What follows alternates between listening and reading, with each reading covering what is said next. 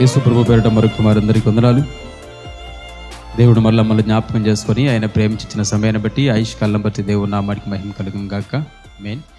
రోజు దేవుడు మనకి ఇచ్చిన వర్తమానం 2వ దినవృత్తాంతాల గ్రంథం 34వ అధ్యాయం. 2వ దినవృత్తాంతాల గ్రంథం 34వ అధ్యాయం మొదటి 3 వచ్చిన భాగాలు చదువుకుందాం. యోషియా ఏలనారంభించినప్పుడు 8 ఏండ్ల వాడై యెరూషలేములో 31 సంవత్సరములు ఏలెను. అతడు యెహోవా దృష్టికి నీతి అనుసరించుచు కుడికైనను ఎడమకైనను తొలగకుండా తన పితరుడైన దావీదు చూపిన ప్రవర్తనకు సరిగా ప్రవర్తించెను. తన ఏలుబడి యందు 8వ సంవత్సరమున తానింకనూ బాలుడై ఉండగానే అతడు తన పితరుడైన దావీదు యొక్క దేవుని యొద్ద విచారించుటకు పూనుకొనిన వాడై 12వ ఏట ఉన్నత స్థలములను దేవతా స్తంభములను పడగొట్టి చెక్కిన విగ్రహములను పోత విగ్రహములను తీసివేసి యూదా దేశమును యెరూషలేమును పవిత్రం చేయనారంభించెను. సమలో దేవుడు తన వాక్య భాగమును ఆయన మనందరి వెనుకడిలో దీవించి ఆశీర్వదించును గాక. ఆమేన్. విందాం జాగ్రత్తగా.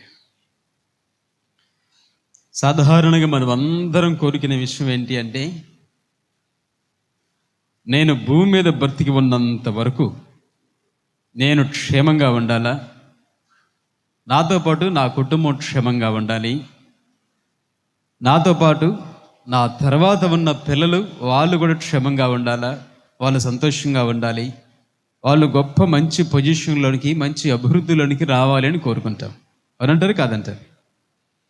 నేను మంచిగా ఉండాలా, రక్షించబడాలి, నాతో పాటు నా కుటుంబము, నా వాళ్ళు, నేనే కాదు నా తర్వాత తరంలో ఉన్న వాళ్ళు కూడా, నా పిల్లలు, నా కుటుంబం రక్షించబడాలి.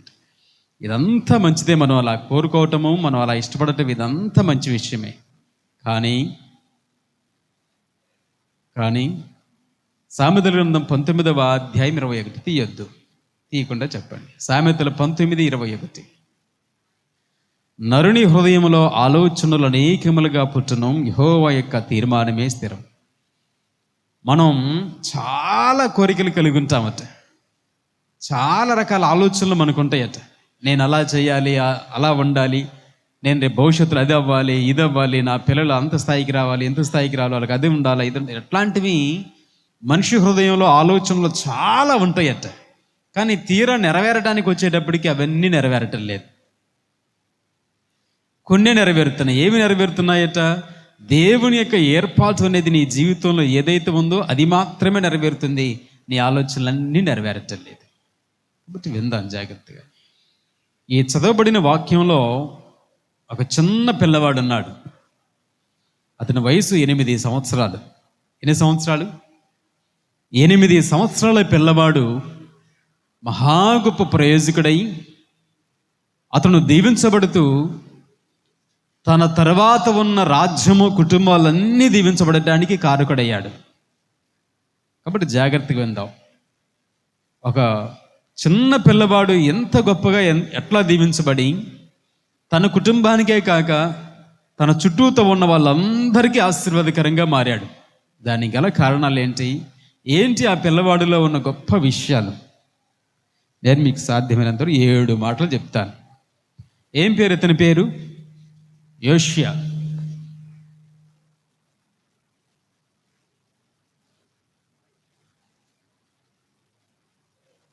యెషయా కాదు. ఏం పేరు? హోషియా కాదు. తెలుగు మనం మాట్లాడే తెలుగు అయినా ఉచ్చారణలో దోషాలు ఉంటున్నాయి. యెషయా వేరు, హోషియా వేరు, యోషియా వేరు. అన్నీ దాదాపు దగ్గర పేరులాగా పదాలుగా ఉన్నప్పటికీ వాటికున్న అర్థాలు వేరు. యెషయాలో దగ్గరికి ఇవే అక్షరాలు కనబడ్డట్టుగా ఉంటాయి. హోషియా పిలువబడటానికి ఇట్లాగే ఉంటుంది. కానీ ఇతను యోషియా. ఏంటండి, చైనా వాళ్ళ పేర్లాగా ఉన్నాయంటారా? చైనా వాళ్ళు, జపాన్ వాళ్ళ పేర్లు కాదు, బైబిల్లో ఉన్న పేర్లు. ఇక్కడ నుంచే ప్రపంచం అంతా విస్తరించిపోయి తర్వాత వారసత్వంలో ఆయా దేశాలలో కూడా ఈ పేర్లు కంటిన్యూ అవుతూ వచ్చాయి. ప్రారంభం, పుట్టుక అంతా ఇక్కడే. యోషియా ఈ మాటకు అర్థం, యోషియా అనే మాటకు మనకు తెలుగులో అర్థం ఏంటంటే దేవుడు ఉన్నవాడు. దేవుడు ఉన్నవాడు అని అర్థం. దేవుడు అనేవాడు ఉన్నవాడు అని అర్థం. ఇతడు యోధా దేశాన్ని పరిపాలించిన ఒక రాజు. క్రీస్తుకు పూర్వం 640వ సంవత్సరము నుండి 609వ సంవత్సరం వరకు, అనగా సుమారుగా 31 సంవత్సరాలు యోధా దేశాన్ని రాజుగా పరిపాలించిన వ్యక్తి యోషియా. వీళ్ళ నాన్నను చంపేశారు, కళ్ళ ముందు వీళ్ళ నాన్నను చంపేశారు, కుటుంబం అంతటిని హతమార్చారు. ఆ తర్వాత వీళ్ళ నాన్నను చంపేసిన శత్రువులు ఈ రాజ్యాన్ని ఆక్రమించుకోవాలనుకున్నారు. కాబట్టి ఆ సింహాసనం మీద ఎవరు కూర్చుంటే, ఆ కుర్చీ మీద సింహాసనం మీద ఎవరు కూర్చుంటే శత్రువులతో ముప్పు ఉంది. ఆ సింహాసనము ప్రమాదకరమైనది.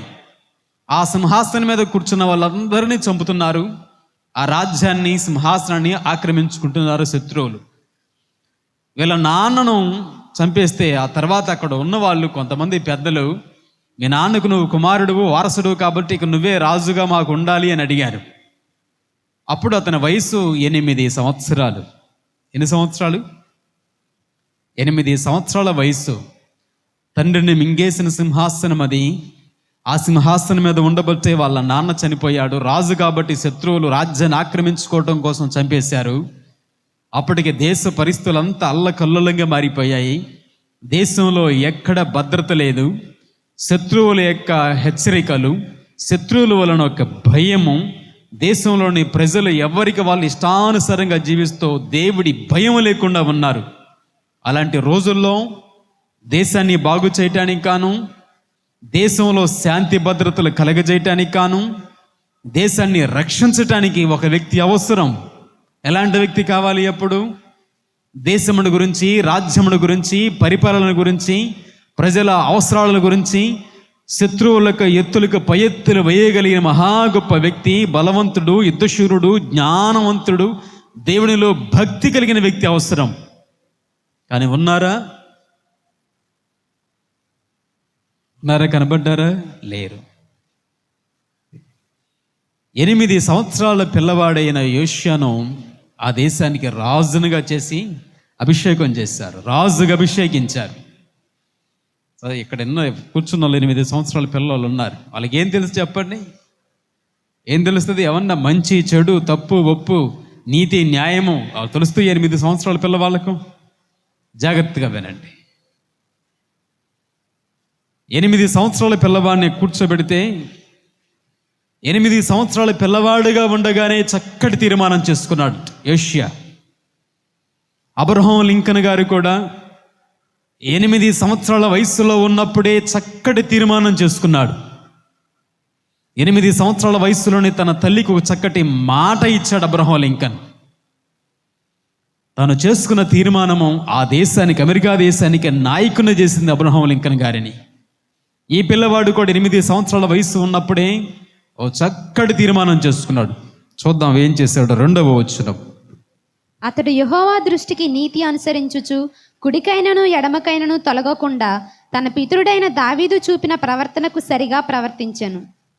ఇతడు తన ప్రవర్తన విషయంలో 8 సంవత్సరాల వయసులోనే తన ప్రవర్తన విషయంలో సరిగ్గా ప్రవర్తించాడట.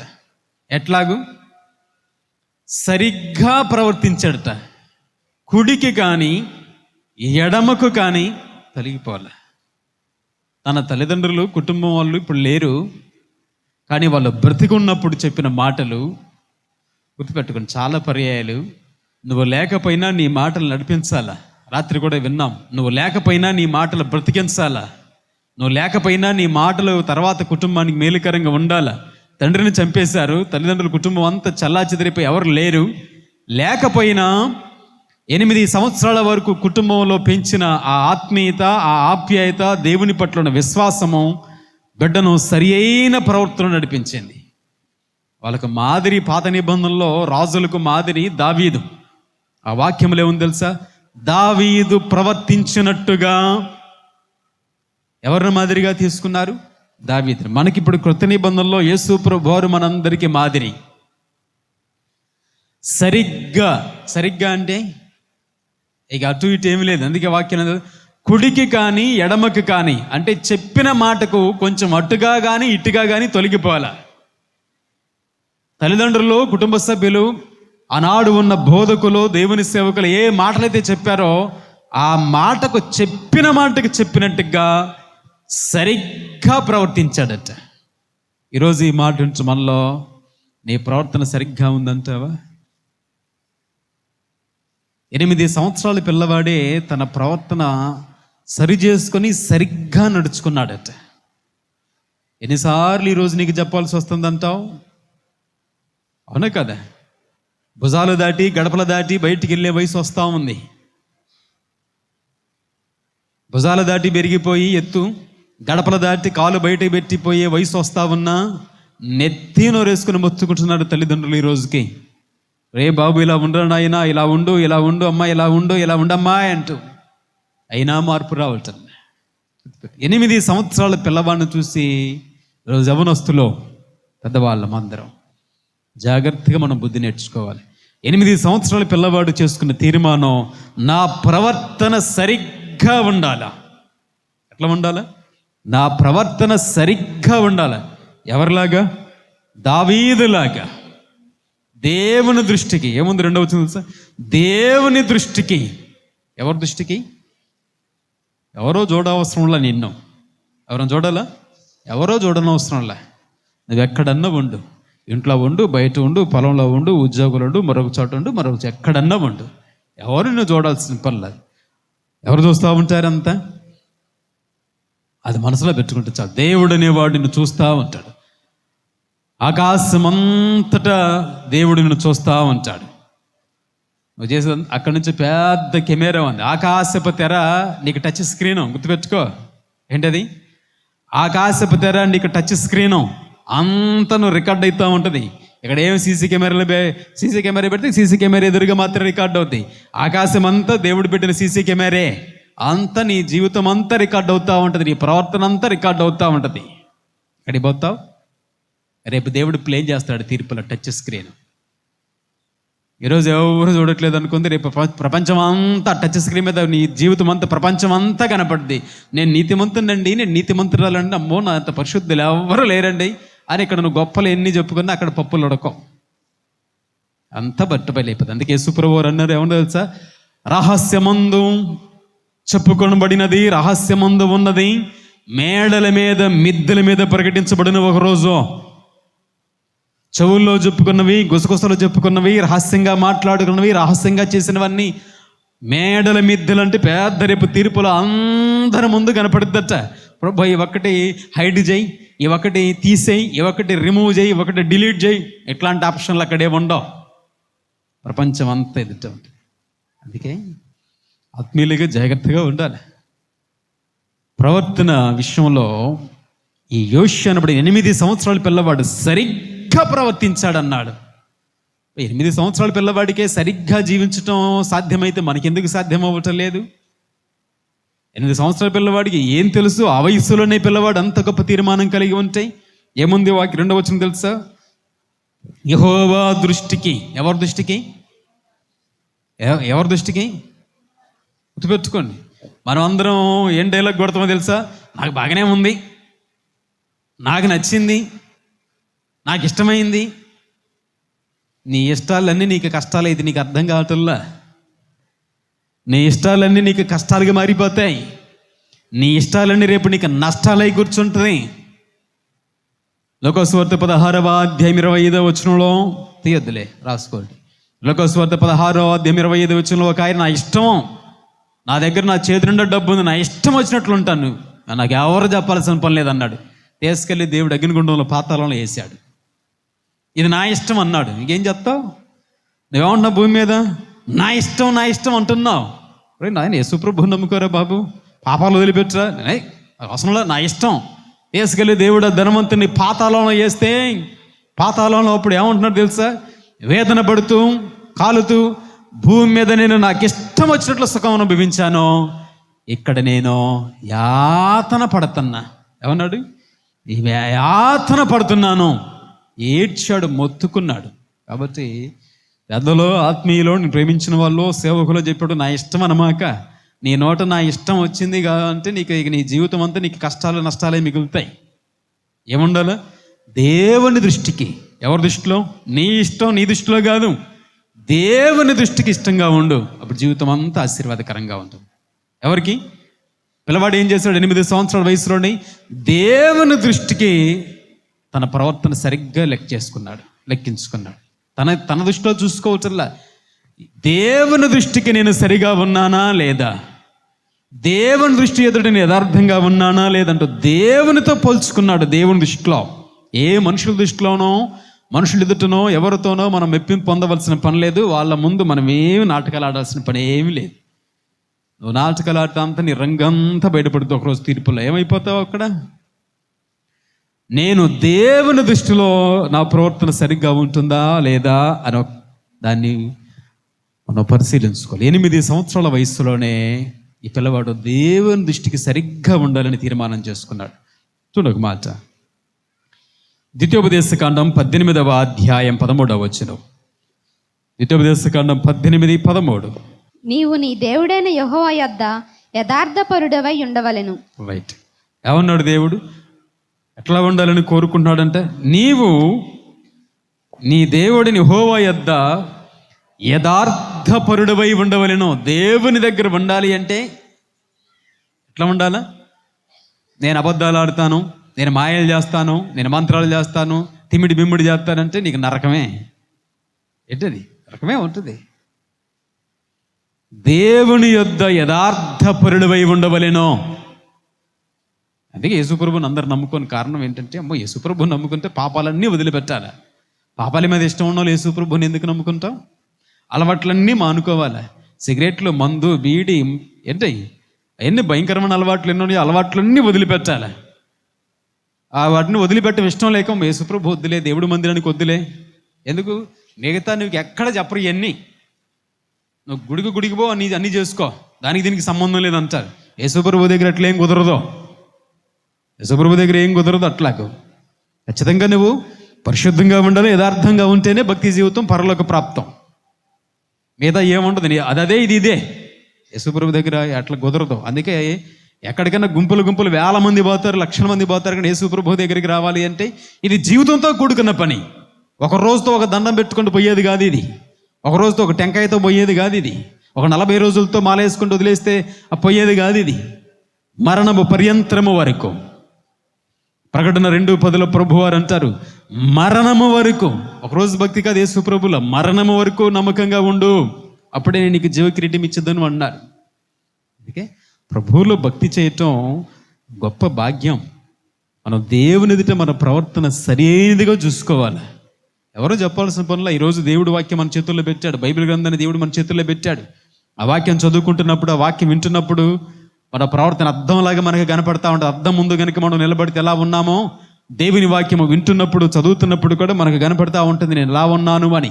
అదే దేవుడు అన్నాడు, నా యొద్ద ఉండేవాడు యథార్థపరుడై ఉండవలెను. దాన్ని సంపాదించుకుందాం. ఐ మీన్ 2వ మాట చూద్దాం. 2వ వచనంలోనే 3వ వచనం. తన ఏలుబడి యందు 8వ సంవత్సరమున తానింకనూ బాలుడై ఉండగానే అతడు తన పితరుడైన దావీదు యొక్క దేవుని యొద్ద విచారించుటకు పూనుకొనిన వాడై 12వ ఏట ఉన్నత స్థలములను. ఆ వచనంలో తన 8వ ఏట తాను ఇంకనూ బాలుడనై ఉండగానే అనే మాట ఉంది. అంటే ఇంకా బాల్యంలో ఉండగానే, ఇంకా 8 సంవత్సరాల వయసు ఉండగానే, రాజ్యాన్ని పరిపాలించడానికి తగిన వయసు లేకపోయినా, తగిన జ్ఞానం లేకపోయినా, తగిన బలం లేకపోయినా రాజ్యాన్ని పరిపాలించాలంటే సాధారణ విషయమా? మీ ఇంట్లో 8 సంవత్సరాల పిల్లవాడికి ఒక 4,000 ఇచ్చి నెలంతా గడపమనండి. 8 సంవత్సరాల పిల్లవాడికి ఒక 4,000 రూపాయలు ఇచ్చి రేపు ఖర్చులు చేయరా, ఇంట్లో ఖర్చులు కానండి, ఏం చేస్తాడు? సాయంత్రం కల్లా తిరణాలపై బొమ్మలన్నీ కొనుక్కొస్తాడు. ఏం తెలుసు 8 సంవత్సరాల పిల్లవాళ్ళకు? కొట్లోకి పోయి వాళ్ళకి కావాల్సినవన్నీ కొనుక్కొచ్చుకుంటారు. ఎందుకు? వాళ్ళ వయసులో వాళ్ళకి ఏం తెలుసు? అవే తెలుసు. ఇప్పుడు 8 సంవత్సరాల పిల్లవాడిని తీసుకెళ్ళి సింహాసనం మీద కూర్చోబెట్టి రాజ్య పరిపాలన చెయ్యంటే అవునే కదా. 8 సంవత్సరాల పిల్లవాడిని నువ్వు రాజ్యమేలు, శత్రువుల నుంచి మా దేశాన్ని కాపాడు, ప్రజల ఆకలి దప్పుకు లేకుండా ప్రజలందరినీ పోషించు, ఏం చేయగలడు? ప్రజలందరినీ పోషించాలా, రాజ్యాన్ని కాపాడాలా, శత్రువుల నుంచి ఎదుర్కోవాలా, సైన్యాన్ని సిద్ధపరచాలా, మంత్రులకు సలహాలు ఇవ్వాలా, సైన్యాధిపతులకు సలహాలు ఇవ్వాలి. ఎందులో 8 సంవత్సరాల పిల్లవాడికి? కాబట్టి ప్రభు ఏం చేశాడు తెలుసా? ఈ పిల్లవాడు ఏ మనిషి దగ్గరికి పోలేదు, ఏ మినిస్టర్ మంత్రి దగ్గరికి పోలేదు, ఏ ప్రధానమంత్రి దగ్గరికి పోలేదు, ముఖ్యమంత్రుల దగ్గరికి పోలేదు, ఏ మినిస్టర్ల దగ్గరికి పోలేదు.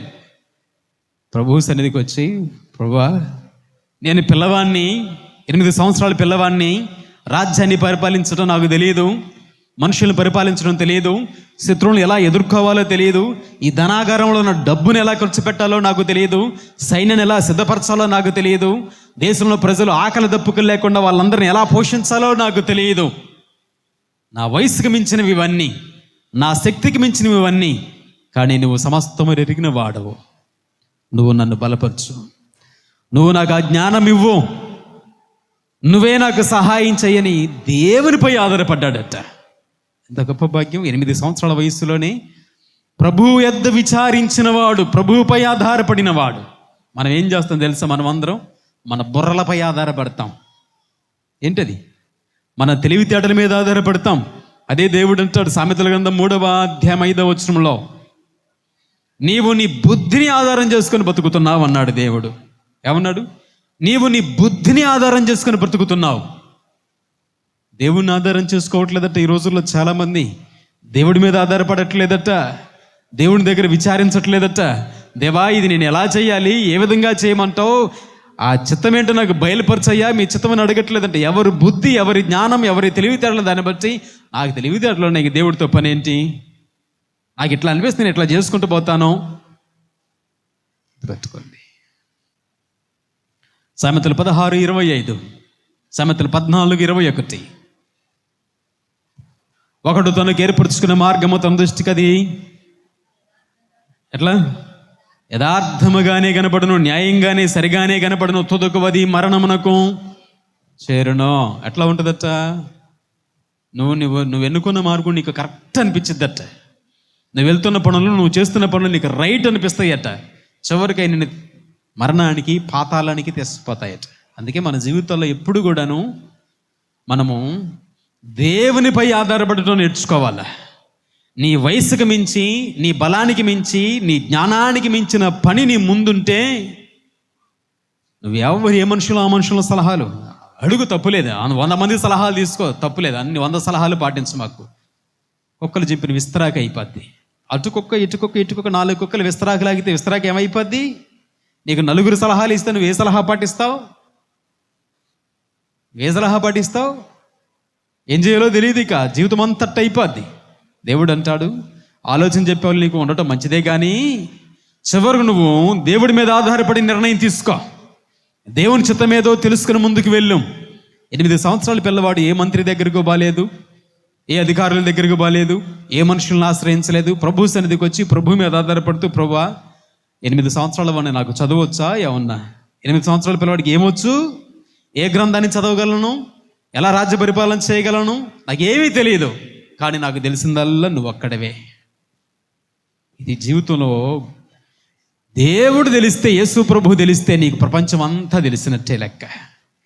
బైబిల్లో ఉన్న విషయము కనుక నీకు అవగాహన అయితే ప్రపంచంలో ఉన్న మనుషుల జీవితాలన్నీ నీకు తెలుస్తాయి. యేసు ప్రభు తెలిస్తే చాలు. ప్రభువా, నాకు నువ్వు తెలుసు, ఇంకేమీ తెలియదు, కాబట్టి అన్నీ నువ్వే నాకు నేర్పించు, నాకు కావలసిందంతా నువ్వే నాకు సమకూర్చు అన్నాడు. దేవునిపై ఆధారపడ్డాడు. మనం కూడా గుర్తుపెట్టుకోండి, దేవునిపై ఆధారపడితే దేవుడు మన జీవితాన్ని గొప్పగా ఆశీర్వదించగలుగుతాడు. దేవునిపై నువ్వు ఆధారపడకపోతే, దేవుని చిత్తాన్ని నువ్వు తెలుసుకోకపోతే, నీ జీవితంలో నువ్వు తలపెట్టిన ప్రతి పనిలో నష్టపోతావు. చివరకు డబ్బు వేస్ట్, సమయం వేస్ట్, జీవితం వేస్ట్, నీ కష్టార్జితం వేస్ట్, చివరికి అన్నీ వేస్ట్. పోయి నువ్వే భూమి మీద ఇంకెందుకు ఈ బతుకు అనుకుంటావు. ఎప్పుడు కూడాను దేవుని చిత్తము తెలుసుకోకుండా, ప్రభుపై ఆధారపడకుండా జీవితంలో ముందుకు వెళ్ళమాకండి. ఆలస్యమైనా ఇప్పుడు ఏం కోరుకుంటున్నా తెలుసు, అందరం అంత ఇన్స్టాంట్ అంటే అప్పటికప్పుడే అయిపోవాలా తెలుసు. అక్కడ రెడీగా ఉంటుంది కాఫీ, అక్కడ డికాషన్ రెడీగా ఉంటుంది, కొంచెం ఏంటిది ఇట్లా పాలు కలపగానే కాఫీ రెడీ, టీ దాన్ని ఇన్స్టాంట్ అంట, రెడీగా ఉంటుంది. నీళ్ళు కాగబెట్టి నీళ్ళల్లో పంచదార వేసి, పంచదార కరిగిందాకుండి, కాగిందాకుండి, టీ పొడి వేసి, మరిగిందాకుండి పాలు. ఎవరో ఉంటున్నాం, రెడీమేడ్ డ్రెస్సులు, ప్యాంటు షర్టు రెడీమేడ్ తెచ్చుకోవడం, తగిలించుకోవటం రెడీమేడ్ తీసుకొని, కొలతలు తీసుకొని కూర్చుందాక ఎవరు ఉంటున్నారు రెడీ. ప్రార్థనలు కూడా అట్లాగే అయిపోయాయి. ప్రార్థనలు కూడా ఇప్పుడు ప్రార్థన చేశారంటే గుమ్మం దాటేటప్పుడు నాకు జవాబు రావాలా, ఇప్పుడు ప్రార్థన చేశారంటే సాయంత్రం కల్లా నాకు జవాబు రావాలా. ఎదురు చూడటాలు, వేచి ఉండటాలు ఈ రోజుల్లో తగ్గిపోయాయి. ఈ రోజుల్లో ఎంత తొందరగా కావాలనుకుంటున్నామో జీవితం కూడా నేను అంత తొందర పడుతుంది లోకం నుంచి తెచ్చపోవటానికి. గుర్తుపెట్టుకో, ఏం అవసరంలా. జీవితం విలువైనది, విలువైన జీవితం విలువగా ఉండాలి అనుకున్నప్పుడు ప్రభు దగ్గర ఆధారపడు. ప్రభు ఏం చేయమంటావు, నాకు మించిన పని నా ముందుంది. గుర్తుపెట్టుకుని చాలాసార్లు మన జీవితంలో ఇదే ఉంటుంది.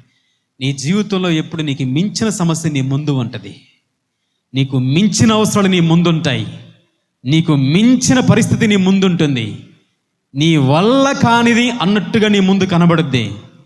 భయపడాల్సిన పని లేదు. యోషియా ప్రభు దగ్గరికి వచ్చి ప్రభు పాదాలు పట్టుకున్నట్లుగా నాకు మించినది నా ముందుందయ్యా. ఈ రాజ్యము, రాజ్య పరిపాలన, శత్రువులను ఎదుర్కోవటమో, దేశ ప్రజలను పోషించటమో, ధనాన్ని ఖర్చు చేయటమో, ఇవన్నీ నాకు మించినవే. నా వయసుకి మించినవి, నా జ్ఞానానికి మించినవి, నా శక్తికి మించినవి. నువ్వే నాకు సహాయం చేయి, నువ్వే నన్ను దగ్గరగా ఉండి నడిపించు. అడగాల మనం ప్రభుని, ప్రభుపై ఆధారపడుతూ. ప్రభు నాకు తెలియదు, నా వల్ల కాదు, నాకంత జ్ఞానం లేదు, నాకంత చదువు లేదు, నాకంత ముందు చూపు లేదు, నువ్వున్నావు నాకు చాలు, నువ్వున్నవనే ధైర్యం నాకుంది చాలు, నాకు నేర్పించు, నాకు సహాయం చేయి. నా ముందు నాకు మించిన సమస్యలన్నింటిని నేను అధిగమించడానికి నాకు సహాయం చేయి. ప్రభుపై ఆధారపడాలా. యోషియా ప్రభుపై ఆధారపడ్డాడు. ఎప్పుడు? 8 సంవత్సరాల వయస్సులోని. ఇప్పుడు ఆ వచనం పూర్తి చేద్దాం. ఇక తర్వాత 8 సంవత్సరాలు కాస్త వయసు పెరుగుతా 12 సంవత్సరాలకు వయసుకు వచ్చేసింది. ఏం చేశాడంటే 12 సంవత్సరాల వయసులో 12వ ఏట ఉన్నత స్థలములను, దేవతా స్తంభములను పడగొట్టి, చెక్కిన విగ్రహములను, పోత విగ్రహములను తీసివేసి, యూదా దేశమును, యెరూషలేమును పవిత్రం చేయనారంభించెను. 12 సంవత్సరాల వయసు వచ్చేటప్పటికి ఎన్ని సంవత్సరాలు? రోహిత్, ఎన్ని సంవత్సరాలు? 12 ఉన్నారు లేరు? 12 సంవత్సరాలలో ఏముంటుంది వాళ్ళకి? 12 సంవత్సరాల వయసులో ఏం తెలుసు చెప్పండి? ఆడుకోవటం, ఆటలాడుకునే వయసు. 12 సంవత్సరాల వయసు అంటే ఆటలాడుకునే వయసు. ఈ ఆటలాడుకునే వయసులో 12 సంవత్సరాల వయసులో దేశమును గురించి, దేవుని గురించి ఆలోచించడం మొదలుపెట్టాడు. ఒక వ్యక్తి దేవుడికి ఇష్టంగా మారిపోవడానికి గల ప్రధానమైన కారణాలు, సాధారణంగా బాల్యంలో ఉన్నప్పుడు, 12 సంవత్సరాల వయసులో ఉన్నప్పుడు తన గురించో, తన స్నేహితుల గురించో, తనకు ఏ వస్తువులు కావాలో ఆడుకోవటానికి సరదాగా ఉంటే వాటిని గురించి ఆలోచించే వయసులో దేవుని గురించి, దేశముని గురించి ఆలోచించడం మొదలుపెట్టాడు. ఆలోచించాడు. ఆ దేశంలో భయంకరమైన విగ్రహారాధన పెరిగిపోయి విగ్రహాలు భయంకరంగా మారిపోయాయి. నిజదేవుణ్ణి తెలుసుకోలేకుండా మర్చిపోయారు. నా దేశంలో ఉన్న భయంకరమైన విగ్రహారాధనను తీసివేయాలి అనే ఆలోచన కలిగింది. ఇది సాధారణమైన విషయం కాదు.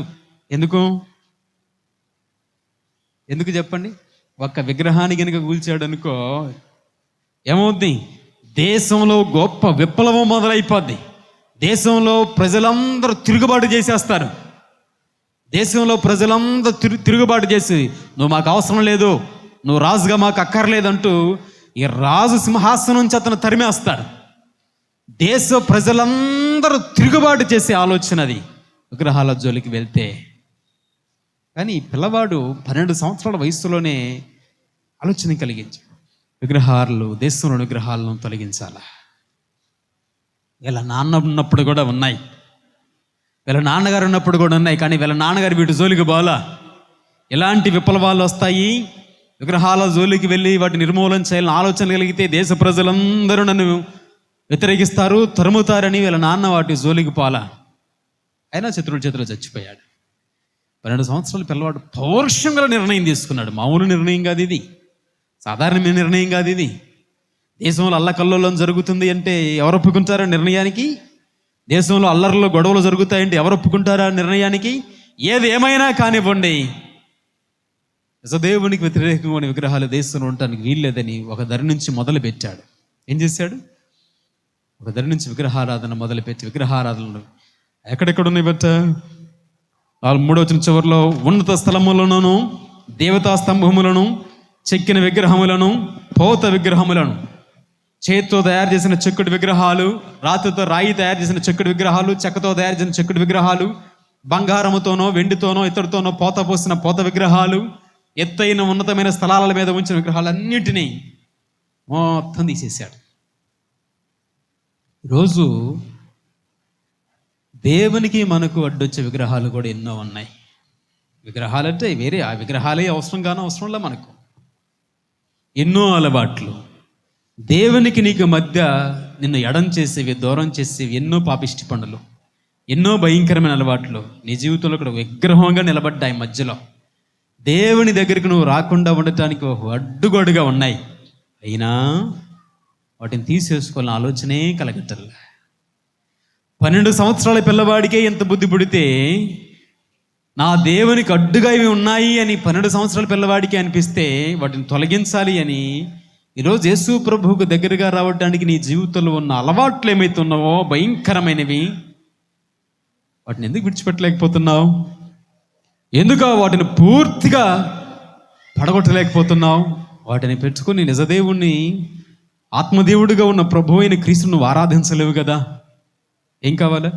దేవునికి నీకు మధ్యగా వచ్చే ఆ భయంకరమైన బలహీనతలు అనబడిన విగ్రహాల సంబంధమైన ఆ అలవాట్లు, ఆ బలహీనతలు, ఆ దోషములు, ఆ లోపములు, వాటంతటిని తీసుకువేసుకోవటం గొప్ప భాగ్యం.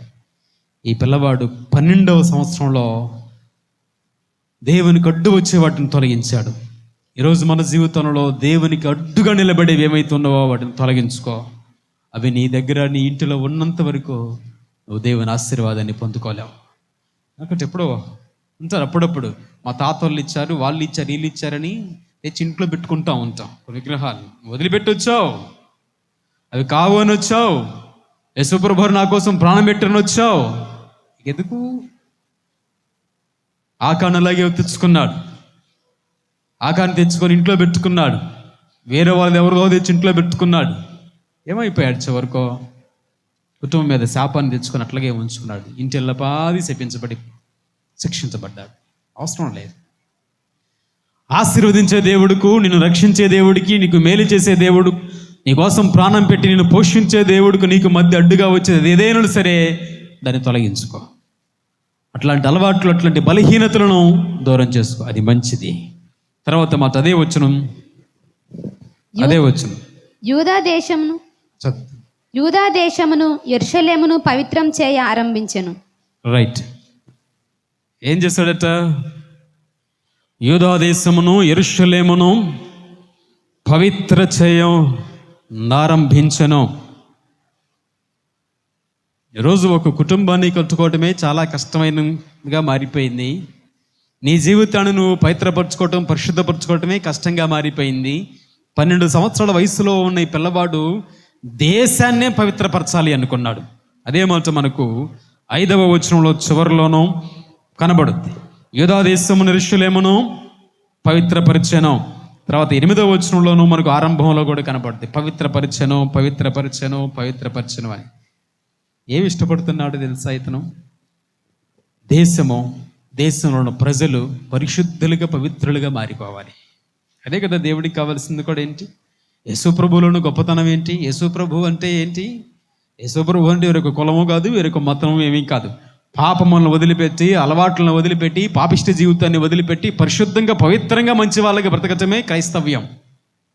యేసుప్రభువు మనకి బోధించింది మతం కాదు, మార్గం. యేసుప్రభువు మనకి చెప్పేది ఇదే. పాపముల జోలికి పోవద్దు. పాపము చేసి మీ జీవితాన్ని పతనం చేసుకొని పాతాళానికి పోవద్దు. నేను మీకు బోధించిన సన్మార్గంలో నడుచుకుంటూ పాపమునంతటిని అసహించుకొని నీతిగా, న్యాయముగా, యథార్థముగాను, దేవునికి ఇష్టలుగాను, పరిశుద్ధులుగాను, పవిత్రులుగాను బ్రతుకుతూ ప్రభువుకి ఇష్టలుగా పరలోకమునికి మన వారసులం కావాలి.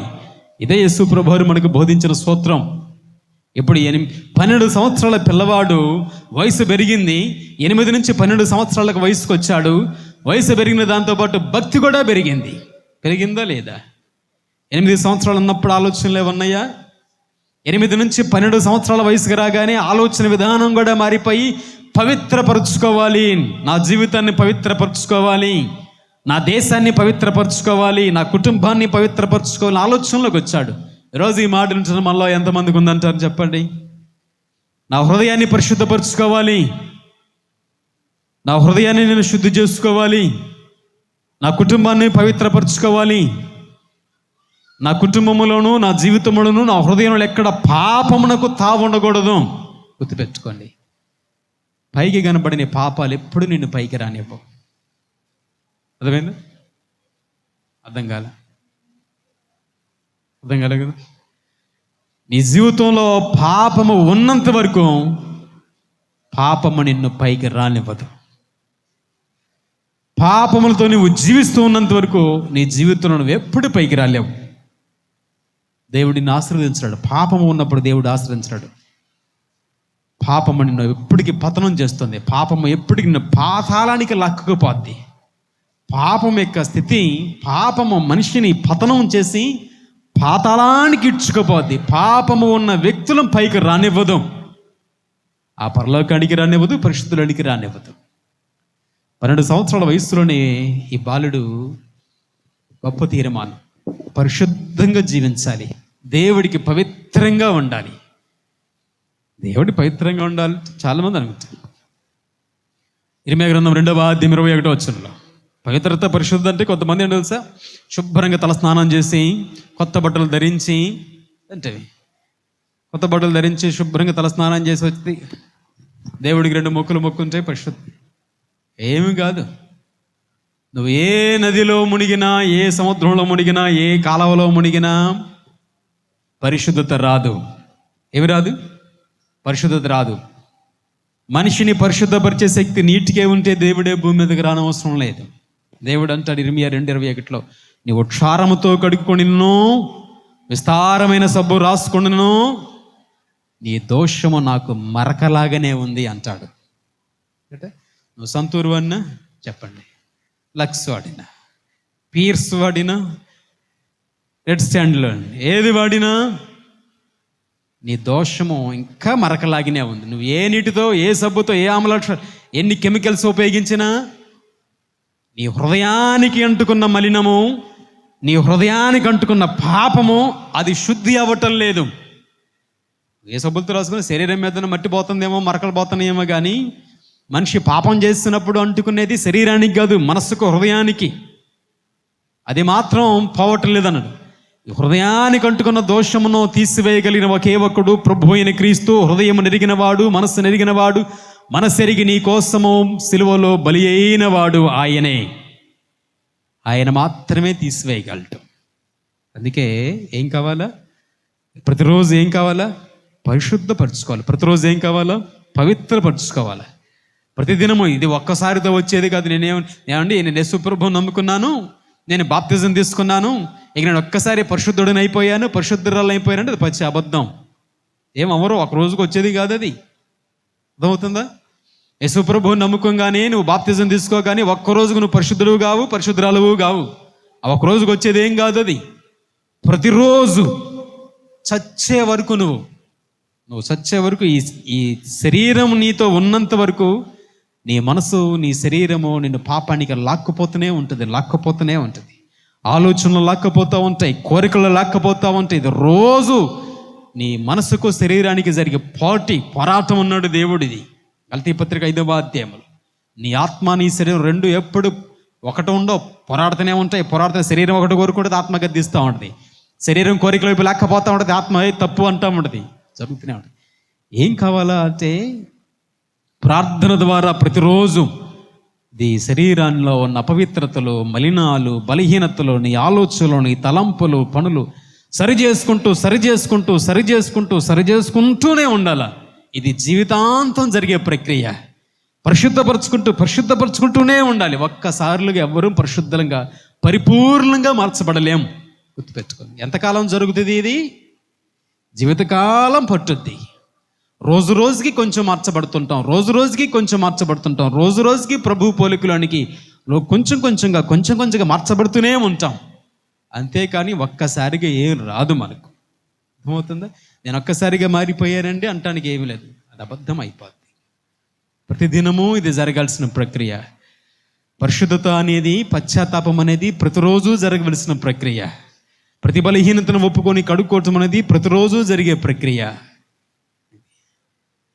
పవిత్రపరుచుకోవాలా, పరిశుద్ధపరచుకోవాలా ప్రతిదినము. ప్రభువా, నాలో ఏమైనా ఉందా, నా హృదయంలో ఏమైనా ఉందా, దేవునికి నాకు మధ్య అడ్డొచ్చేది, పరిశుద్ధపరుచుకుంటూ ఉండాలి. 12 సంవత్సరాల వయసులోనే తనను తాను పవిత్రపరుచుకుంటానికి ఇష్టపడ్డవాడు.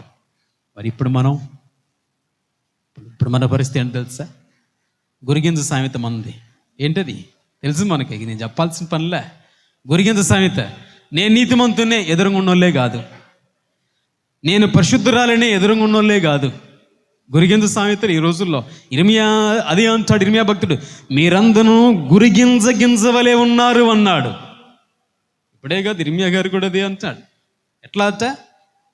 ఎవరికి వాళ్ళు సరి చేసుకోవటంలా, ఎవరికి వాళ్ళు తప్పు నొప్పుకోవటంలా, నేను బాగానే ఉన్నాను, నా ఎదురుగా ఉన్నోళ్ళే బాగలా. మనకు తప్పులన్నీ ఎదుటోళ్ళే కనపడతాయి, మనం వెనక వేసుకుంటాం. ఇది పెద్ద తప్పు కాదులే, దాంతో పోల్చుకుంటే ఇది పెద్ద తప్పేమీ కాదు. నేను చిన్న అబద్ధం ఆడాను, వాళ్ళు పెద్ద అబద్ధం ఆడారు. నేను చిన్న దొంగతనం చేశాను, పెద్ద దొంగతనం చేశాను, తప్పేం కాదు. ఏంటంటే యాకోబు పత్రిక అంటుంది, పాపమును కనుక నువ్వు గర్భమును ధరిస్తే అది నీకు చివరికి మరణాన్ని కంటదట.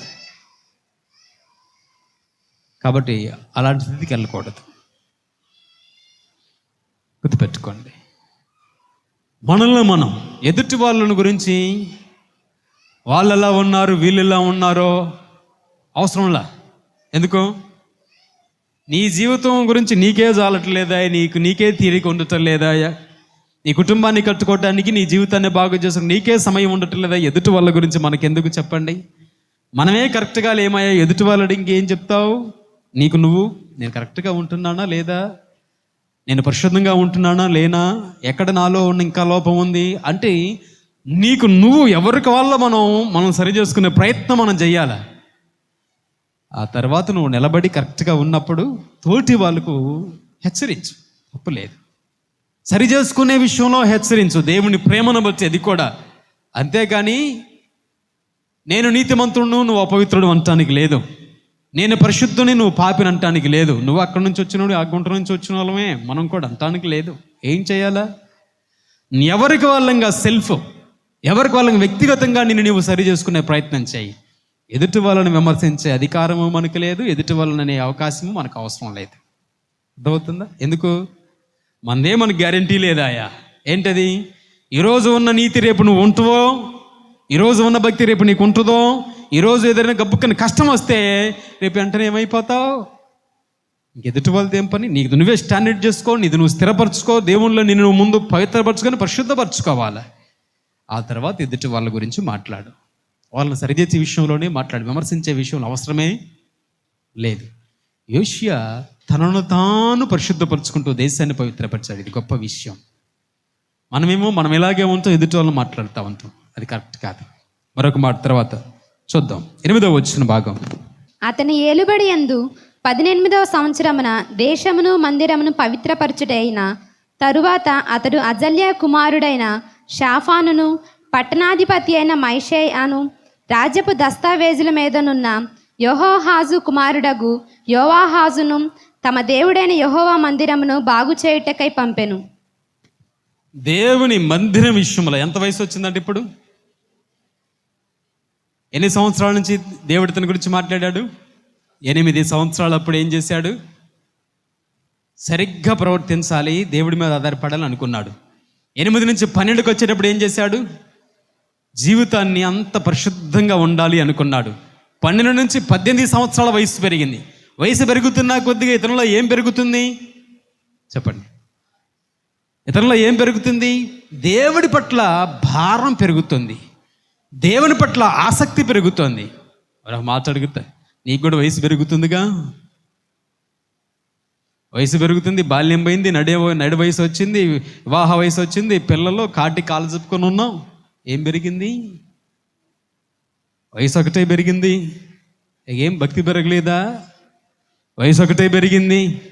ఇలాంటివేమి నీలో లేవా? పెరుగుతున్నాం, వయసు పెరుగుతోంది, చావుకు దగ్గర అవుతున్నాం.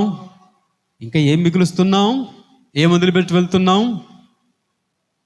యోషియా 18 సంవత్సరాల వయసు, అంటే టీనేజ్, యవ్వన వయస్సులో ఉన్నప్పుడు యవ్వనపు ఇచ్చలు, యవ్వనపు కోరికలకు మీదకి వెళ్ళలేదు.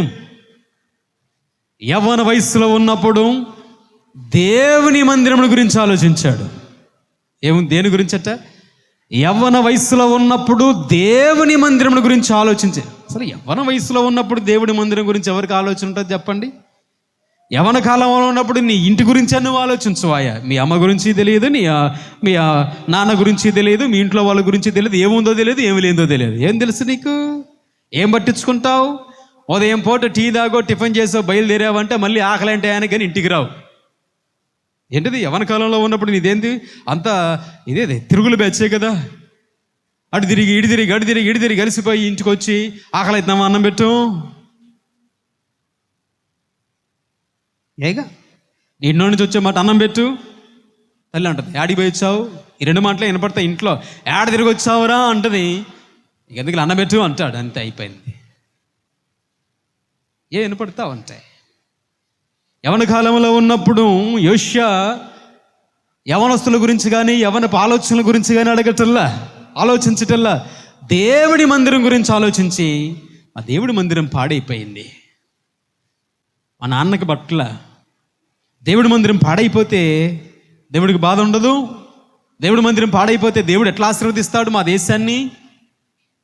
దేవుడి మందిరాన్ని బాగు చేయాలి. ఏం చేయాలా? దేవుడి మందిరాన్ని బాగు చేయాలి అని 18 సంవత్సరాల వయస్సులో పాడైపోయిన దేవుని మందిరాన్ని పునరుద్ధరింప చేశాడు. 6 సంవత్సరాలు పట్టిందట. ఎంతకాలం? 6 సంవత్సరాలు దేవుడి మందిరాన్ని బాగు చేయించాడు. దానికోసం దేవుడి మందిరాన్ని బాగు చేయించే కోసం మనుషులను కూడా పెట్టాడు. కొంతమంది యాజకులను పెట్టాడు. వాళ్ళ పేర్లు అక్కడ ఉన్నాయి. మీరు చూసుకోండి. మీకు అప్పచెప్తున్నాను, దేవుడి మందిరం మీరు చూసుకోండి జాగ్రత్తగా. ఈరోజు చెప్పండి, 18 సంవత్సరాల వయసు ఉన్న వ్యక్తికే దేవుడి మందిరం పట్ల అంత ఆసక్తి ఉంటే, దేవుడి మందిరంలో ఇది పాడైపోయింది దీన్ని బాగు చేయాలని ఆసక్తి ఉంటే, ఆ ఫ్యాన్ తిరుగుదామా వద్దా అని తిరుగుతుంది. అది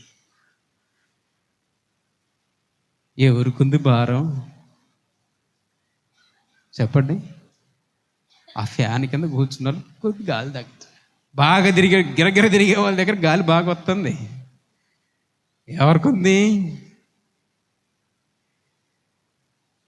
అందుకే పిల్లవాడేమో అంత ఆశ్రయించబడి గొప్పవాడయ్యాడు, మనమేమో ఇక్కడే ఉండిపోతున్నాం.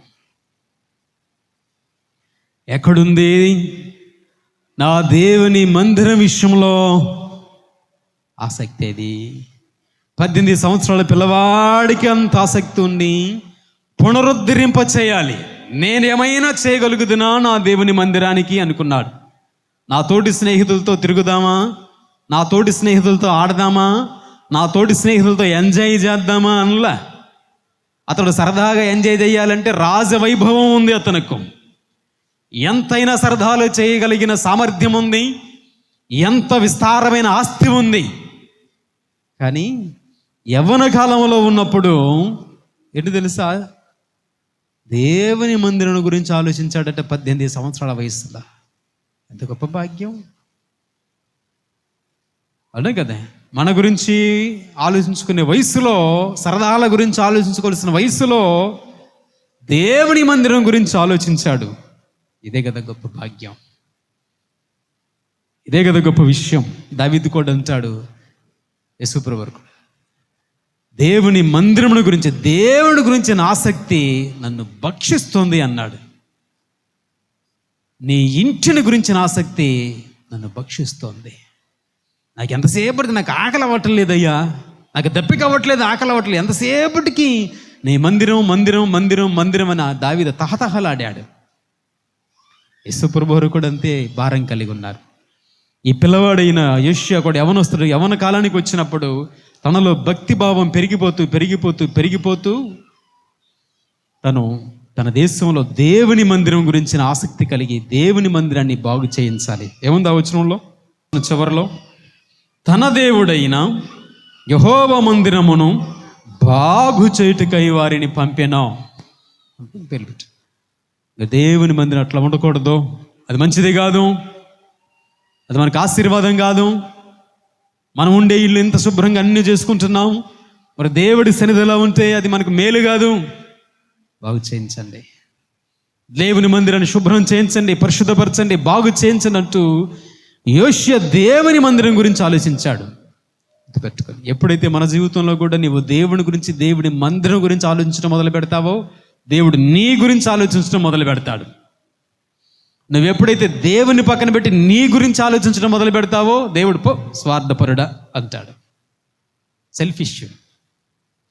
ఎప్పుడు నీకు నా గురించి పట్టదు, నా ఇంటిని గురించి పట్టదు, ఎప్పుడు ఎంతసేపటికి నువ్వు అంటాడు. దేవుని గురించి ఆలోచించడం మొదలుపెట్టాడు యవనస్తుడైన యోషియా. చూద్దాం తర్వాత ఇతరులో ఉన్న మరొక విషయం. అదే అధ్యాయంలో నుండి 27వ వచనం. నీ మనసు మెత్తనిదై ఈ స్థలము మీదను దాని కాపరస్తుల మీదను దేవుడు పలికిన మాటలను నీవు వినినప్పుడు నా సన్నిధిని నీవు తగ్గించుకొని నీ వస్త్రములు చింపుకొని నా సన్నిధిని కన్నీరు విడిచితివి గనుక నీ మనవిని నేను ఆలకించి తిని. రైట్. దేవుని వాక్యము విన్నాడు. దేవుని యొక్క వాక్యము విన్నప్పుడు చూడండి ఒకసారి అదే అధ్యాయంలో 18వ వచనం 19వ వచనంలో, మరియు యాజకుడైన హిల్కియా నాకు ఒక గ్రంథం ఇచ్చిన రాజు ఎదుట మనవి చేస్తాను. శాస్త్రియకు షాఫాను రాజు సముఖమున దాని నుండి చదివి వినిపించను. అప్పట్లో వాక్యాలు చెప్పడాలు కూడా ఏమి లేవు, మొత్తం చదవటమే, చదువుకుంటూ పోతే దీన్ని అర్థం చేసుకోవాలి. అప్పట్లో వాక్యం చెప్పడం అందరికీ లేదు. ఆ మహాగొప్ప భక్తిపరుడు ఒక ఆయన ఉన్నాడు, ఎజ్రా గారు.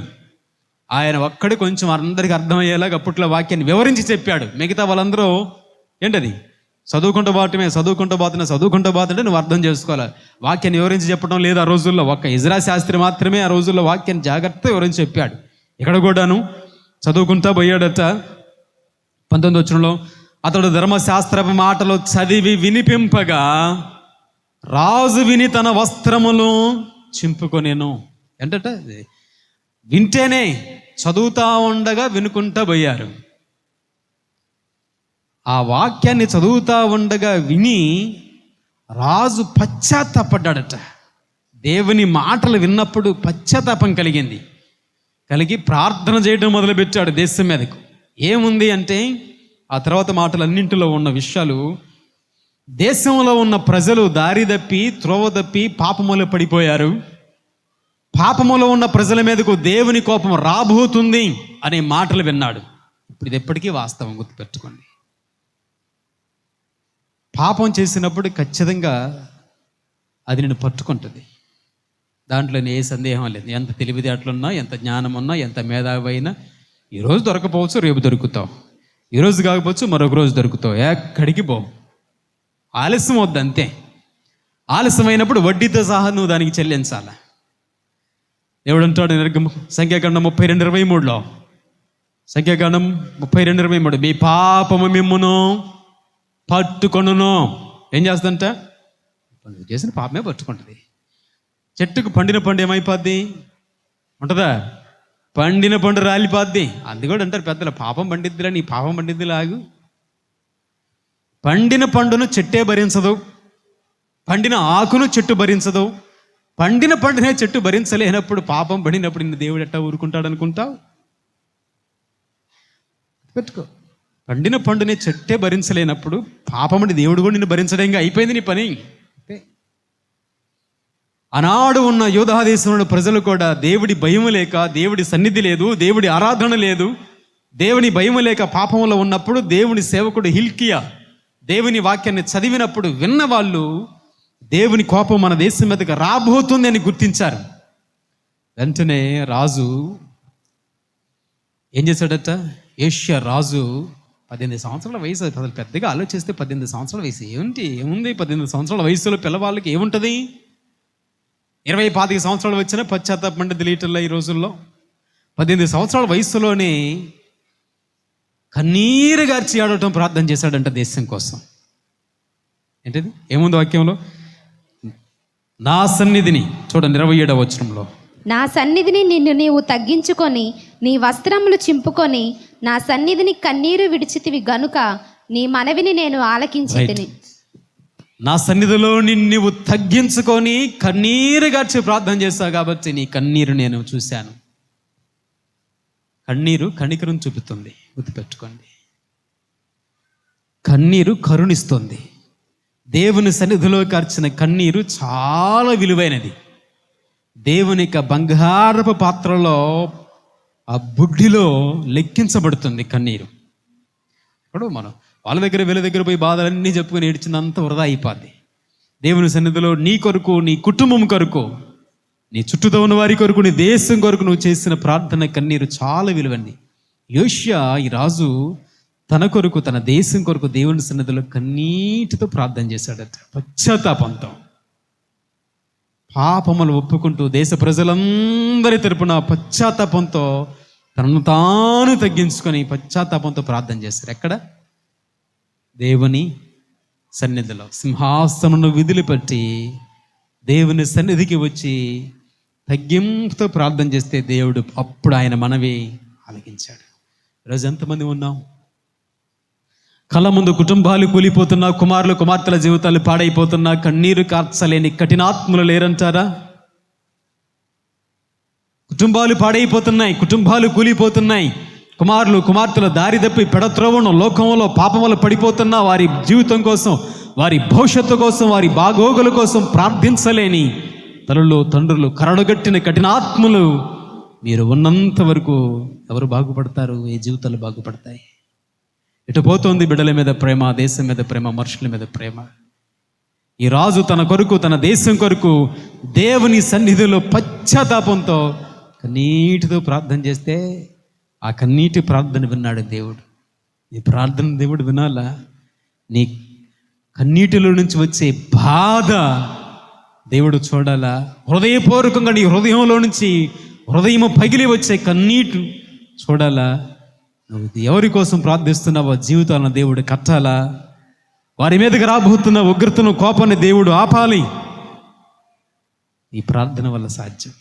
పాపం వల్ల దేవుడు ఉగ్రత వాళ్ళ మీదకి రాబోతున్నప్పుడు, శాపం వల్ల దేవుడి కోపము దేశం మీదకి రాబోతున్నప్పుడు, దేశం మీదకు, ప్రజల మీదకు దేవుని కోపము, ఉగ్రత రాకుండా యోషియా మధ్యలో అడ్డుగా నిలబడి కన్నీటితో ఆనకట్టగచ్చాడు. ఈరోజు ఉన్నామా మనం? నీ బిడ్డల కొరకు, నీ కుటుంబం కొరకు, నీ భర్త కొరకు, నీ భార్య కొరకు, నీ చుట్టూతున్న వారి కొరకు, దేశ ప్రజల క్షేమం కొరకు, రక్షణ కొరకు ప్రార్థించగలిగిన వాళ్ళం. కన్నీటితో విత్తువాడు దేవుడు అన్నాడు 126వ కీర్తనలో చివరవచనం. కన్నీటితో విత్తువారు సంతోషగానములతో పనులు మోసుకొని పోయే రోజు ఒకరోజు ఉంటుంది. దేవుడి సన్నిధిలో నువ్వు కార్చిన కన్నీరు వృధా కాదు. నువ్వు దేవుడి సన్నిధిలో ఎంత కన్నీరు కారుస్తావో రేపటి రోజున అంత సంతోషం నీ జీవితంలో చూస్తావన్నాడు. ఈరోజు ఈ మాట నుంచి మనలో గుర్తుపెట్టుకో. నీ భవిష్యత్తు కొరకు, నీ కుటుంబం కొరకు, నీ బిడ్డల భవిష్యత్తు కొరకు, నీ కుటుంబంలో మారు మనసు రక్షణ కొరకు, ఎక్కడెక్కడో ఉన్న నీ పిల్లలు, నీ బిడ్డలు, చదువులు, ఉద్యోగాలు, పనులు, ప్రయాణాలు, ఎక్కడో ఉన్నవారు క్షేమంగా ఉండేటానికి ఇక్కడ ఉంది నీ చేతుల్లో నీ ప్రార్థన. ఇక్కడ నుండి నువ్వు నీ బిడ్డల కొరకు, నీ కుటుంబం కొరకు, నీ తర్వాత రాబోతున్న నీ సంతానం కొరకు నువ్వు చేసిన ప్రార్థన దేవుడు వాళ్ళ జీవితాలు అక్కడ కార్యం చేయగల సమర్థుడు ఆయన. నీకే భారం లేకపోతే నీ కుటుంబం గురించి చెప్పండి, నీకే భారం లేకపోతే నీ బిడ్డల గురించి మరి ఎవరు చేయగలుగుతారంటారు? మన కుటుంబం గురించి, బిడ్డల గురించి, భవిష్యత్తును గురించి మనకే భారం లేకపోతే ఇంక బయట వాళ్ళకి ఎందుకు ఉంటుంది అంత భారం? బయట వాళ్ళు ఎందుకు చేస్తారు? మనం చేయాలా మన కొరకు, మన కుటుంబం కొరకు, మన దేశం కోసం. యోషియా కన్నీటి ప్రార్థన చేస్తే దేవుడు అన్నాడు, ఆ వచ్చిన చివరిలో చదువుతాను, ఆ తర్వాత వచ్చిన చివరిలో 28 చివరిలో, ఈ స్థలం మీదకిని దాని కాపురస్తుల మీదకిని నేను రప్పించు అపాయము నువ్వు కనులార చూడు. దేవుడు అన్నాడు, యోషియా నువ్వు చేసిన ప్రార్థన బట్టి, నువ్వు కాచిన కన్నీటిని బట్టి, నీవు భూమి మీద బ్రతికి ఉన్నంత వరకు ఈ దేశం మీదకు కొంచెం కూడా నేను అపాయం రానివ్వను. నువ్వు చేసిన ప్రార్థన బట్టి వాళ్ళ మార్పు లేదు, వాళ్ళని బట్టి కాదు, వాళ్ళు మారటం లేదు, వాళ్ళని బట్టి కాదు, వాళ్ళ కోసం నువ్వు చేసిన కన్నీటి ప్రార్థన బట్టి నీవు భూమి మీద బ్రతికి ఉన్నన్ని రోజులు వాళ్ళ మీదకి నా కోపాన్ని రానివ్వను. ఈ లోపల వాళ్ళు మారుతారా? మంచిది. నువ్వు ఎంతకాలం భూమి మీద బ్రతుకుంటావో నీ ప్రార్థన అంతగా వాళ్ళని కాపాడుతుంది అన్నాడు. ఎంత గొప్ప మాట ఈరోజు మనకు. ఈరోజు చెప్పండి, మన పిల్లల భవిష్యత్తు, వారి కాపుదల, నీ భవిష్యత్తు ఈరోజు దేవుడు నీ చేతుల్లో పెట్టాడు. నువ్వు ప్రార్థన చేయి, పశ్చాత్తాపంతో ప్రార్థన చేయి, దేవుడి సన్నిధిలో ప్రార్థన చేయి. నువ్వేమో దేవుడి సన్నిధిలో శిరస్సు వంచవాయ, నువ్వు ఒక సండే క్రైస్తవుడు అయిపోతావు. ఆదివారం టు ఆదివారం, ఆదివారం వస్తే మళ్ళీ ఆదివారమే. ఈ లోపల దేవుడి సన్నిధి ఎక్కడుంది నీకు? ఎక్కడ ప్రార్థన చేయగలుగుతున్నావు? దేవుని సన్నిధిలో రాజు సింహాసనం దిగి వచ్చి తగ్గించుకొని కార్చిన కన్నీరంతా దేవుడు ఏమంటాడు? మీ కన్నీరు బంగారపు కవిలలో దాచాను అంటాడు.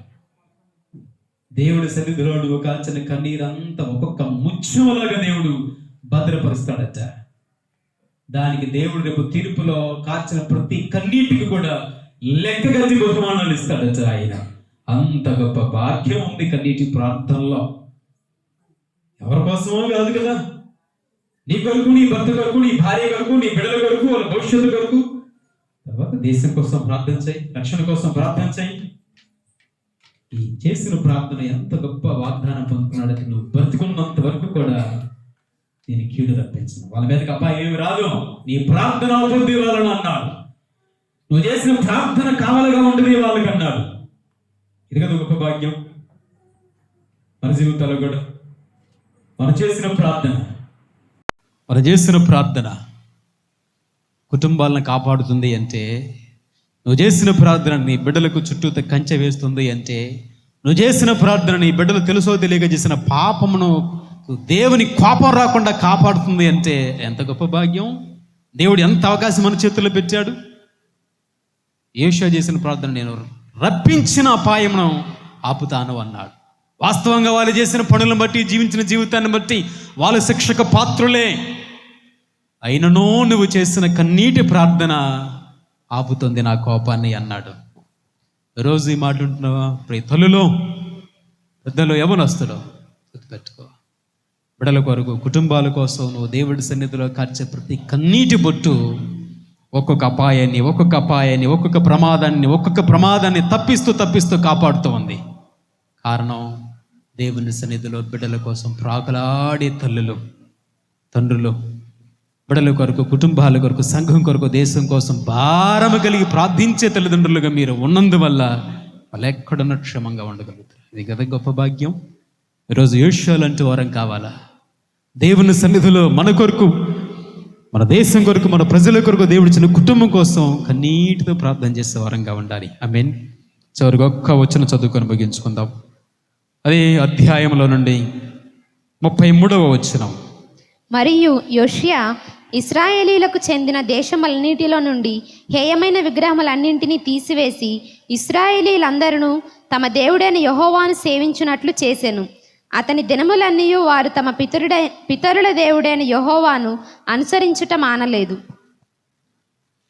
యోషియా తన వయస్సు పెరుగుతున్న కొద్దిగా తనలో భక్తికి ఆస్థ పెరిగిపోయింది. ఇదే మనం బాగా గుర్తుపెట్టుకోవాలి. యేసు ప్రభుని నమ్ముకొని ఎంతకాలమైంది అని ఎవరైనా మనల్ని అడిగారు అంటే దాని అర్థం నువ్వు భక్తిలో ఎంత ఎదిగావు అని అర్థం. అర్థమైందా? యేసు ప్రభుని నమ్ముకొని ఎన్ని సంవత్సరాలు అంటే దాని అర్థం నువ్వు భక్తిలో ఎంత ఎత్తుగా ఎదిగావు అని అర్థం. ఇతడు యోషియా 18 సంవత్సరాల వయసు నుండి పెరుగుతున్నప్పుడు ఆటోమేటిక్గా తనలో కూడా భక్తి పెరిగిపోతూ వచ్చింది. ఎంతగా భక్తి ఆసక్తి కలిగి ఉన్నాడంటే ఏముందో తెలుసా? వచనం చదివి, దేశములో ఉన్న ప్రజలందరినీ ప్రభువులోనికి నడిపించాడు. ఏం చేశాడట? దేశంలో ఉన్న ప్రజలందరినీ పాపములో నుండి పరిశుద్ధతలోనికి, పాపములో నుండి ప్రభు మార్గంలోకి నడిపించాడు. వారు ఆ మార్గాన్ని పట్టుకొని జీవించారు. ఈరోజు ఎంతమందిని నువ్వు నడిపించగలుగుతున్నావు చెప్పు? పాపములో నుండి పరిశుద్ధతలోనికి, పాపములో నుండి ప్రభువులోనికి. ఒక పిల్లవాడు, తన పక్కన ఎవరున్నారు చెప్పేవాళ్ళు, విద్యాబుద్ధులను నేర్పించేవాళ్ళు ఎవరు? దేవుని పట్టుకొని, దేవుని ఆధారంగా చేసుకొని, ఎన్ని అపాయాలు ఉన్న సింహాసనం మీద కూర్చొని దేవుడిచ్చిన జ్ఞానంతో, దేవుడి నడిపింపును బట్టి ముందుకు సాగుతూ, శత్రువులు ఎవరు కూడా తన దేశం మీదకి రాకుండా దేశాన్ని కాపాడుకుంటూ, దేశంలో శాంతి భద్రతలు కాపాడుతూ, దేశంలో ప్రజలందరి కావలసిన ఆకలి దప్పుకులన్నీ తీరుస్తూ, దేశం అంతటిని కూడా సమాధానంగా ఉంచి ప్రజలందరినీ పాపములో నుంచి ప్రభువులోనికి పరిశుద్ధమైన జీవితంలోనికి నడిపించాడు. అప్పటిదాకా ఉన్న పాపమునకు అలవాట్లు పడిపోయిన ప్రజలందరూ వచ్చిన చివరిలో వాళ్ళు దేవునిలోనికి నడిపించబడి నిలిచిరి అనే మాటలు మనకు కనబడతాయి. దేవునిలోనికి తీసుకురాగలిగాడట. గుర్తించండి, యేసు ప్రభువుని నమ్ముకుని జీవితం మారిన నువ్వు, యేసు ప్రభువుని నమ్ముకోకముందు జీవితము, నమ్ముకున్న తర్వాత జీవితం, రెండు జీవితాలు తెలుసు నీకు. ప్రభు లేకుండా ఉన్న జీవితము తెలుసు, ప్రభు వచ్చిన తర్వాత మారిన జీవితమో తెలుసు. ఇంతగా యేసు ప్రభువుని నమ్ముకుంటే దేవుడు మన జీవితాన్ని ఎంత గొప్పగా మధురంగా మారుస్తాడు అనుకున్నప్పుడు ఎందుకు మారిన నీ జీవితాన్ని ఇంకొకరికి నువ్వు చెప్పలేదు? ఎందుకు పాపములో పడిపోయి జీవితాన్ని పాతాళం వైపు, పతనం వైపు తీసుకుపోతున్న వారిని చూసి యేసు ప్రభువుని నమ్ముకో, జీవితాన్ని బాగు చేసి పాపంలో క్షమించి పరలోకం ఇచ్చే దేవుడిని ఎందుకు మనం నడిపించలేకపోతున్నాం? అంటే నీ ఒక్కడవే పరలోకం పోవాలా? ఒక్కదానివే పరలోకం పోవాలా? మిగతా వాళ్ళందరూ అగ్నిగుండానికి పోవాలా ఏంటి? యేసు ప్రభువు ఏమన్నారు? ఎవరు నశించిపోకూడదు, ఏ ఒక్కరూ నరకానికి పోకూడదు, అందరూ పరలోక రాజ్యంలో ఉండాలని ఆయన కోరుకున్నాడు. అదే బాట యోషియా దేశ ప్రజలందరినీ ప్రభువులు నడిపించాడట. ఇవాళ ఇంటిలో ఉన్న ఒకళ్ళు, ఇద్దరు, ముగ్గురు పిల్లలు ఉంటే వాళ్ళను దేవుడి సన్నిధికి నడిపించడమే కష్టమవుతుండే, దేవుడి సన్నిధికి తీసుకురావటమే కష్టమవుతుండే. ఇక ప్రభువులు పెంచడం ఇంకెంత కష్టం. కానీ ఎంత కష్టపడ్డాడో యోషియా దేశ ప్రజలందరినీ ప్రభువులోనికి నడిపించి, రాజుల చరిత్రలోని చిన్న వయసులో రాజయ్యి 31 సంవత్సరాలు ఏకదాటిగా పరిపాలించి శత్రువులు దేశంలోనికి అడుగు పెట్టకుండా దేవుడి కంచెను కాపుదలను నిలవబెట్టి దేశ ప్రజలందరినీ కూడా ఆయన క్షేమంగా పరిపాలించి భద్రతలో ఉంచి ప్రభు పిలుపునందుకొని లోకాన్ని దాటి వెళ్ళిపోయి నిలబడ్డాడు యోషియా. ఈరోజు యోషియా మన ముందు ఒక సవాల్గా ఉన్నాడు. ఈరోజు యోషియా మన ముందు ఒక మాదిరిగా ఉన్నాడు. నేనెందుకు అలా ఉండలేను? 8 సంవత్సరాల పిల్లవాడు, 12 సంవత్సరాల పిల్లవాడు, 18 సంవత్సరాల పిల్లవాళ్ళలోనే దేశం పట్ల, దేవుడి పట్ల ఇంత బలమైన భారం, ఆసక్తి ఉంటే నాకెందుకు ఉండదు? అతడే జీవితాన్ని కట్టుకొని అనేకులకు ఆశీర్వాదకరంగా మారిపోయి దేశ ప్రజలందరికీ ఎంత మేలు చేస్తే నేనెందుకు చేయలేను? అక్కడ తీర్మానం చేసుకుందాం, ప్రార్థన చేసుకుందాం, తలలోంచి కళ్ళు మూసుకుందాం.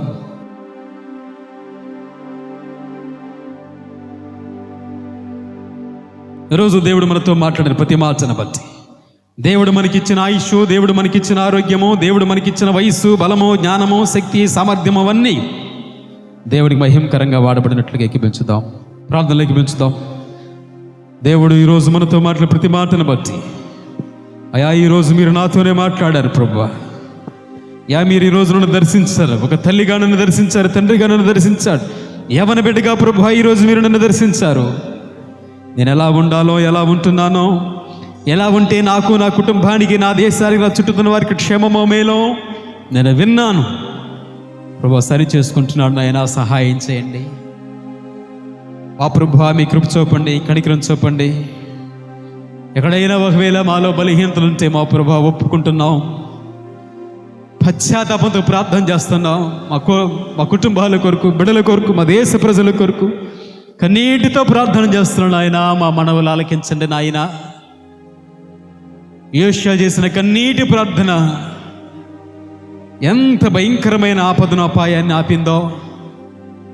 మా ప్రభువా, మా కుటుంబాలలోనో, మా బంధువుల్లోనో, మా ప్రజల్లోనో, మనం ప్రేమించిన వారిలోనో వాళ్ళు పాపాల్లో పడిపోయి పాపాల వల్ల జీవితాన్ని పతనం చేసుకొని మీ కోపంలో వాళ్ళు ఉన్నారు. మీ కోపం వారి మీద కుమ్మరించబడినప్పుడు ఈ లోకాన్ని దాటి నరకానికి వెళ్ళిపోతే ఏంటి వారి పరిస్థితి? రక్షించబడాలి నాయన. ఇంకా మా కుటుంబాల్లో ఉన్నవారు రక్షణ పొందాలి, బాప్తిజం పొంది రక్షించబడి మీ రాజ్యములకు వారసులు అవ్వాలయ్యా. సహాయం చేయడం తండ్రి, కనికరం చొప్పున ఆయన అడుగుతాం, ఏకమించుదాం ప్రార్థనలో.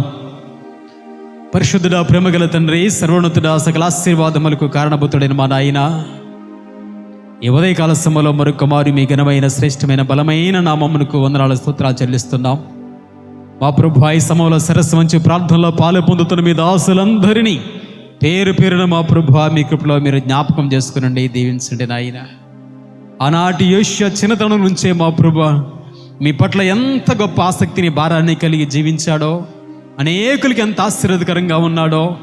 ఈరోజు శరీరరీతిగా అతను భూమి మీద లేకపోయినప్పటికీ అతడు జీవించిన భక్తి జీవితంలో ఆయన ఎంతమంది జీవితంలో ఉజ్జీవింపచేస్తుందో అలాంటి గొప్ప జీవితం మాకును దయచేయండి నాయన. పరిశుద్ధంగా జీవిస్తూ, మీకు ఇష్టంగా జీవిస్తూ, మా ప్రభు అనేకులకు ఆశీర్వాదకరంగా జీవిస్తూ, మీ పట్ల మందిరం పట్ల గొప్ప ఆసక్తిని కలిగి ఉంటూ, మీరు ఇచ్చిన కుటుంబాల విషయంలో ప్రభు వారు పొరపాట్లు చేస్తే, ఒకవేళ నాయన తెలియకుండా మా ప్రభు మీకు అపరాధులుగా జీవిస్తే వారి మీద మీ ఉగ్రత దిగి రాకముందే వారిని రక్షించుకునే విషయంలో కన్నీటి ప్రార్థన భారాన్ని కలిగి నేను అందరూ దేశ ప్రజలందరూ మా ప్రభు ఎలాగో మీ సన్నిధికి నడిపించగలిగాడో అలా అయినా మా కుటుంబంలో అంతా కూడా నేను మీ సన్నిధి నడిపించబడే గొప్ప భాగ్యం మాకు దయచేయండి నాయన. సమలో మా ప్రభు ప్రార్థిస్తున్న ప్రతి కుటుంబాన్ని మీ కృపలో జ్ఞాపకం చేసుకుని దీవించండి. ప్రతి ప్రార్థన మా ప్రభు మీరు ఆలకింపజేస్తున్న ఆయన ఆశీర్వదించే దేవుడిగా మీరు సహాయం చేయండి. యోషియా మనవులు ఆలకించినట్లుగా ప్రభావ మనవులు ఆలకించండి. మీ సన్నిధి కాంతిని స్థలం మీద ప్రకాశింపజేస్తూ ప్రార్థిస్తున్న ప్రతి హృదయంలోని వేదనంతటిని కూడా నన్ను తీర్చుటకు సహాయం దయచేయమని కూడిన మమ్మలను ముందున్న సమయాన్ని మీ కృపకు అప్పగిస్తూ క్రీస్తు యేసు పరిశుద్ధ నామమున అడిగి వేడుకొంచున్నాం తండ్రి. ఆమేన్.